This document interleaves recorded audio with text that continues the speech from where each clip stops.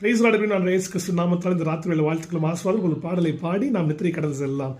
எபினேசரே, ஓ எபினேசரே, இதுவரையில் உதவி நீரே.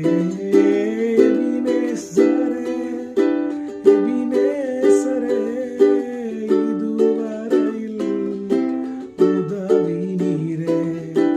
இதுவரையில் உதவி நீரே.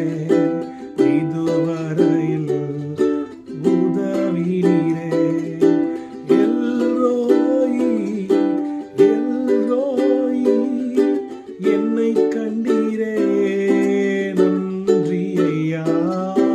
எல்ரோயி, எல்ரோயி, என்னை கண்டீரே, நன்றி ஐயா.